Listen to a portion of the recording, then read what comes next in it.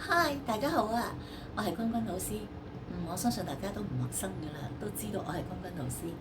咁今日咧，我有啲新嘅玩法，有個新嘅 idea。原本咧其實我都已經諗住退休，真係唔會再做啲咩㗎啦。咁但係點解突然間我又會拍片去講啲嘢咧？就係、其實我琴晚發咗個夢，咁個夢裡面咧就講我將會係一個大講師。其實我都已經係跳塔本身係教書畫已經好多年啦，藝術啊書畫啊已經好多年。咁至於嗰個講堂裏邊咧，即係個夢裏邊嘅講堂係好多人聽。咁我講裏邊咧有好多嘅演講嘅演説裏邊咧，相當之精彩。咁我心諗夢裏嘅教導不如化成真啦。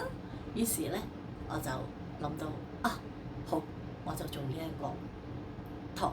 呢個 talk 就係叫做雅言大講堂。呢個係我新嘅開嘅網頁，講嘅係咩咧？係乜都會講嘅。今日第一日講嘅咧就係信念。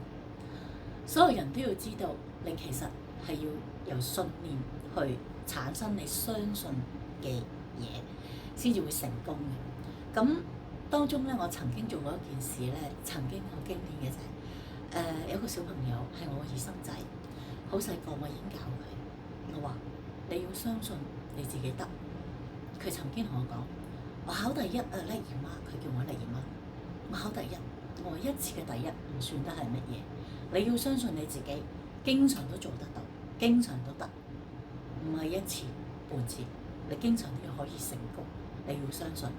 於是佢就聽到我講，我話麗兒媽由細到大都成考第一㗎，所以我會認為考第一唔係啲乜嘢，你係要經常都做到，保持一個認為自己係得嘅狀態咁樣去做落去。於是咧，呢個小朋友仔好細個咧就去做呢樣嘢，到而家佢都經常係考第一，經常都係贏嘅狀態。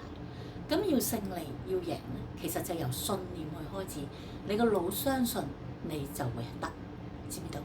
所以我咧今日就講嘅雅言大講堂講嘅第一個 topic 就係話，你要相信你自己得，你就會得。